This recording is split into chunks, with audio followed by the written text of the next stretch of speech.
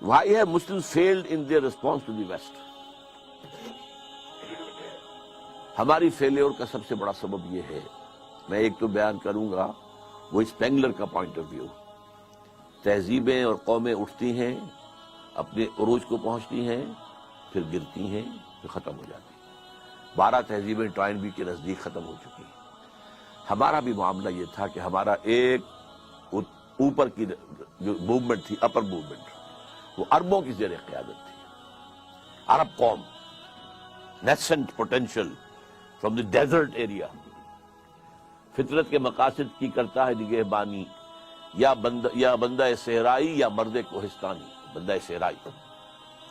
اس کے بعد کیا ہوا؟ اسلام تو خلافت راشدہ کے بعد سے ڈکلائن شروع ہو گیا، اب ملوکیت آ گئی، وہ اسلام کا نظام شورائی جو ہے حکومت کی سطح پر ختم ہو گیا۔ لیکن عرب بڑھتے گئے بڑھتے گئے بڑھتے گئے بڑھتے گئے، پھر بوڑھے ہو گئے، پھر مر گئے۔ ان کی موت کے لیے 2 چیزیں ذہن میں رکھیے۔ پہلے کروسیڈرز نے آ کر انہیں ان کی جو ہے پٹائی کی، لاکھوں کو قتل کیا ہے۔ یہ جب 1099 میں یروشلم فتح کیا ہے کروسیڈرز نے، تو جتنا قتل عام ہوا ہے کہ گھوڑوں کے گھٹنوں تک خون کی ندیاں بہہ رہی تھیں یروشلم کی گلیوں کے اندر۔ اور یہ لکھنے والے ویسٹرن جو ہے آتھرز ہیں، انہوں نے شرم کے ساتھ سر جیسے معلوم ہوتا ہے کہ نیچے کیا ہوا ہے، اور شرما کر بات لکھ رہے ہیں، حقیقت کو لکھا ضرور ہے انہوں نے۔ اور اس کے بعد تاتاریوں کے ہاتھوں آئے اور کروڑوں مسلمان قتل ہوئے، not lakhs, not it, literally کروڑوں۔ پوری خارزم شاہ کی حکومت عظیم ترین، دی گریٹر خراسان، دی خراسان بزرگ، دی گریٹر خراسان، ختم۔ ایسا بھی کیا ہے کہ ایک شہر کی ساری آبادی کو قتل کیا اور ان کے دھڑ تو پھینک دیے، صرف سر جو ہے سرے ایک جگہ جمع کیے، ایک پہاڑی کی شکل دی ان کو، اس کے اوپر تخت جمایا گیا، اور کسی تاتاری وحشی سردار نے اس تخت پہ بیٹھ کے شراب پی۔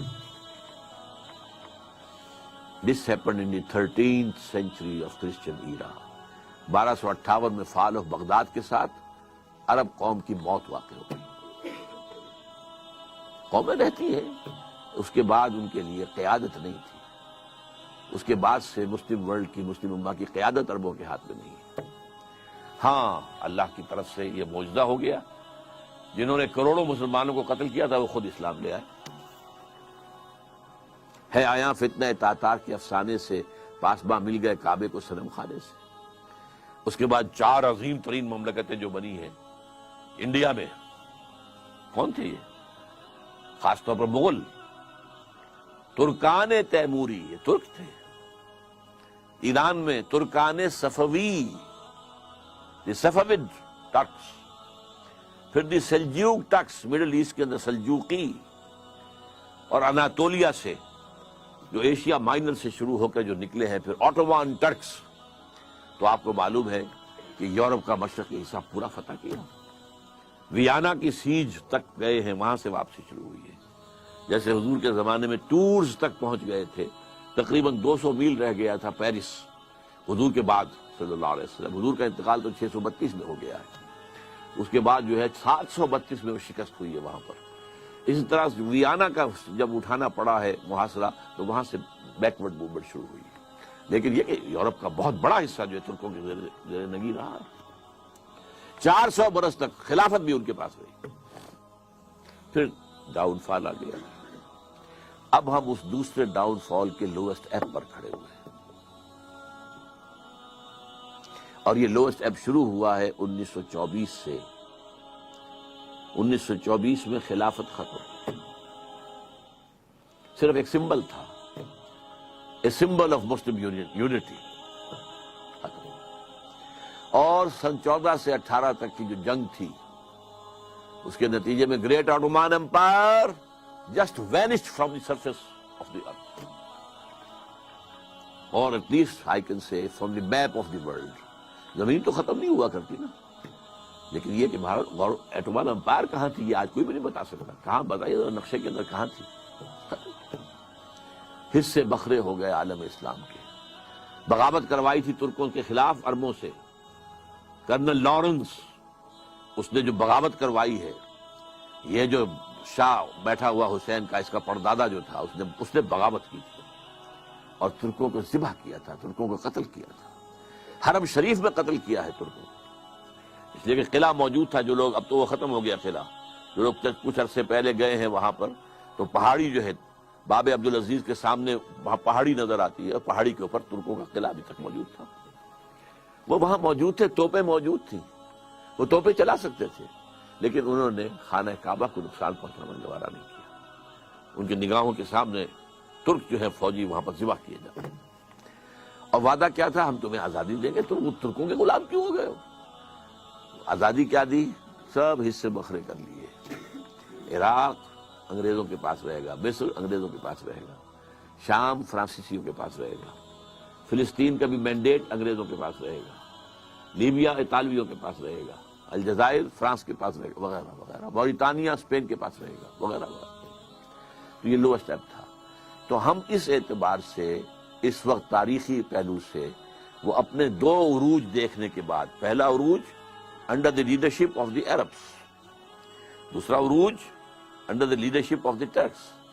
اب یہ دونوں نیچے زمین پر پڑے ہوئے ہیں. ایک تو یہ ہے جو حقیقت ہے جس کو سمجھنا چاہیے، اور دوسرے یہ کہ ہمارا اصل سبب کیا ہے. اسے میں کہوں گا ایمان کی کمزوری.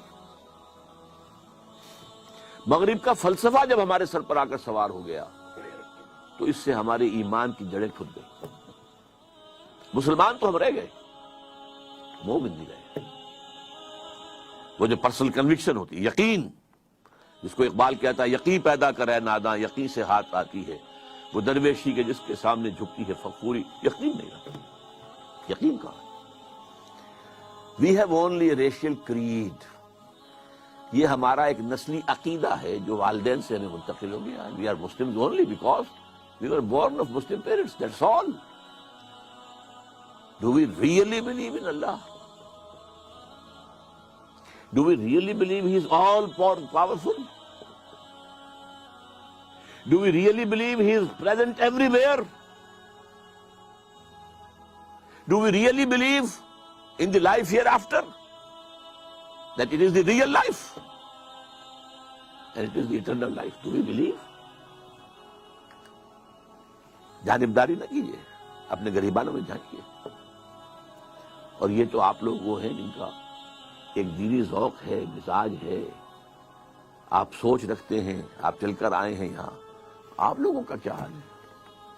چاہے وہ جدید تعلیم یافتہ لوگ ہیں اور چاہے وہ عوام الناس ہیں. ایمان کہاں ہے؟ اور ایمان کیوں ختم ہوا یہ بھی نوٹ کر لیجیے.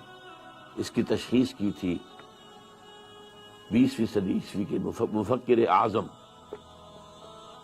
قرآن سے دوری. قرآن کو بند کر دو، انہیں علم کلام میں الجھا دو، انہیں تصوف میں مگن کر دو، مست رکھو ذکر و فکر صبح گاہی میں اسے. قرآن کو بند کر لو، ورنہ قرآن میں تو یہ پڑھیں گے تو ملوکیت کے خلاف بات سامنے آئے گی، بادشاہت کے خلاف، سرمایہ داری کے خلاف. لہذا اس کو بند کر دو. اول تو یہ کہ عربی زبان جو ہے وہ ایران نے آ کر بیریئر لگا دیا کہ عربی رک گئی. یہ بھی ایک تاریخی حقیقت سے نوٹ کر لیجئے. عربین پیننسولا یوں چلتا ہے، نیچے سے چوڑا ہے، اوپر سے تنگ ہے. ادھر سے خلیج فارس آ رہی ہے اور ادھر سے بحر قلزم آ رہا ہے. اچھا، اس کے اوپر جو ہے تاج بڑا رکھا ہوا ہے، وہ بھی عرب ورلڈ ہے. عراق عرب اور شام عرب، اور اس کو کہتے ہیں الجزیرہ. یہ جزیرہ نمائے عرب جو ہے الجزیرہ. یہاں سے اسلام نکلا، مسلمان نکلے. فتوحات شمال میں تو خیر کوہ قاف جو ہے وہ رکاوٹ تھا، زیادہ آگے جا نہیں سکتے تھے. مغرب میں پھیلا، مشرق میں پھیلا. فتوحات تو دونوں طرف یکساں ہوئی، لیکن کلچرل وکٹری جو ہے وہ ایسٹ میں حاصل نہیں ہو سکی، صرف ویسٹ میں ہوئی. کیونکہ شمالی افریقہ جو ہے بیرن تھا، وہاں کوئی کلچر تھا ہی نہیں، وہاں کوئی تہذیب تھی ہی نہیں، نہ کوئی فلسفہ تھا، نہ کوئی ادب تھا. لہذا ویکوم تھا. اس ویکوم کو عربی نے آ کر کیپچر کیا، اور آج پورے شمالی افریقہ کی زبان عربی ہے. کیسے ہو گئی؟ That was due to that vacuum of culture. عرب آ کر چھا گئے، ان کی تہذیب چھا گئی، ان کی زبان چھا گئی، اور بڑے خوش قسمت رہے کہ اب ان کی مادری زبان ہے جس میں قرآن مجید ان کے پاس موجود ہے۔ مشرق کی طرف جب بڑھے ہیں، عراق سے نکل کر، شام سے نکل کر گئے مغرب کی طرف، عراق سے نکل کر آئے مشرق کی طرف، جو ایران ہے اس کا اپنا کلچر تھا، اس کی تہذیب تھی، اس کی زبان تھی، اس کا لٹریچر تھا، اس کی شاعری تھی، اس کا فلسفہ تھا، لہذا کلچرلی اسلام ایران کو فتح نہیں کر سکا، پولیٹیکلی فتح کیا ہے۔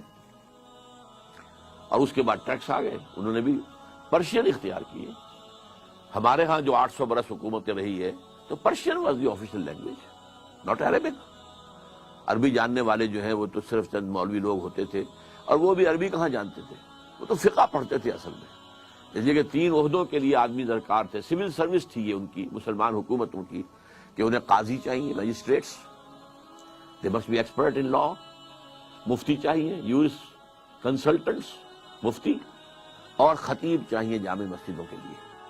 اس کے لیے انہوں نے نظام بنایا، ایک تعلیمی نظام، اس میں زیادہ زور نہ عربی زبان پر ہے نہ قرآن پر ہے، سارا زور فقہ پر ہے۔ لہذا یہاں پر عربی آئی ہی نہیں، قرآن مجید سے ہمارا تعارف ہوا ہی نہیں۔ یہ تو آج سے تقریباً سمجھیے کہ 300 برس پہلے شاہ ولی اللہ دہلوی رحمۃ اللہ علیہ نے قرآن کو کھولا ہے، فارسی میں ترجمہ کیا ہے، حالانکہ ان کے خلاف بغاوت ہو گئی تھی اور مولویوں نے فساد کھڑا کر دیا تھا، انہیں جرم کیا ہے، ترجمہ کیا ہے، قرآن کا ترجمہ کیا فارسی میں۔ ان کو قتل کرانے کے لیے ولایتی بلا لیے گئے تھے۔ ولایتی کون ہے؟ افغان۔ ایک دوسرا چونکہ ملک تھا نا، یہ ولایت تھا، یہ افغانستان جو ہے یہ ولایت تھا۔ تو جیسے کہیں سے ہمارے ہاں مکرانی جو ہے وہ جرائم پیشہ لوگ مشہور تھے کراچی میں، مکرانی کی شکل دیکھ کر آدمی ڈرتا تھا، اس طرح یہ افغانی جب آتے تھے ولایتی، تو ولایتی بلا لیے گئے تھے کرائے کے قاتل، اور مسجد فتح پوری جو جہاں سے کہ شروع ہوتا ہے ان کا جو کون سا ہے، چاندنی چوک، وہاں اس کے سرے کے اوپر جو فتح پوری مسجد ہے، اس میں عصر کی نماز کے بعد حدیث کا درس دیتے تھے شاہ صاحب، اور طے یہ تھا کہ جب وہ نکلیں گے تو قتل کر دیں گے وہ پٹھان جو کھڑے ہوئے ہیں۔ لیکن کچھ اللہ نے ان کی ایسا روم ان کے اندر پیدا کر دیا، دہشت پیدا ہو گئی ان کے اندر، ان کے ہاتھ نہیں اٹھے، otherwise he would have been killed. تو قرآن کھولا ہے کچھ تھوڑا سا۔ آج بھی ہمارے ہاں بہت سے مذہبی حلقے ہیں جو قرآن کا ترجمہ کرنے کو غلط کہتے ہیں۔